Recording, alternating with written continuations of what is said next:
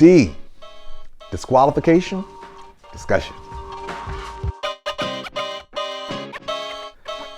One of the hardest things to face when any employment situation is the hard reality that there may be some jobs you can't do because something in your background disqualifies you. And unfortunately, there's nothing you can really do about that in some instances.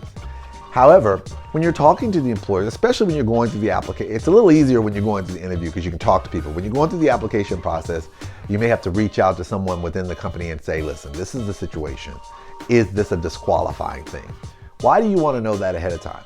Because guess what? Context means everything. If a particular situation presented itself that if put in context, you believe you can explain to such a degree where it does not negatively impact the employer, you want to know, can you be given that opportunity to do so?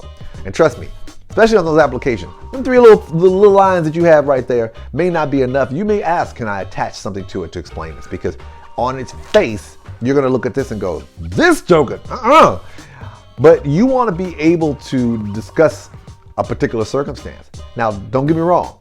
This may not always get you out of that particular situation. The reality is that if an employer has strict and hard rules about particular offenses that they, whether it be private in the private sector in terms of their internal policy, or in the public sector, something that's governed by state law in terms of certain types of jobs where you can't, where the state statutes say you can't do the job if you have certain things. You want to know ahead of time so you can be given the opportunity to be able to either one, walk away from that job because that's just not going to be something you can do with your background, or two, be able to address it to the appropriate parties in such a way to give them the opportunity to look at it in terms of a contextual standpoint. Either way, if you find yourself in the process of applying for a job or going through the initial intakes and it's brought to your attention that there are certain types of things that are done that may result in you being disqualified from doing the job, find out if there is a process in place that gives you the opportunity to explain those circumstances so that you can possibly be able to be given what we call an exemption. I talked about this before, an exemption to the job, so that this way you can still do it despite having that disqualifying offense. That might not always work. So I don't want you to sit here and think, okay, I'm gonna run and do this, because sometimes the employer, depending on what their internal policies are, or maybe what's governed by the statute, which clearly says, regardless, we don't care if the person is the nicest person in the world, and this was 120 years ago, can't do it.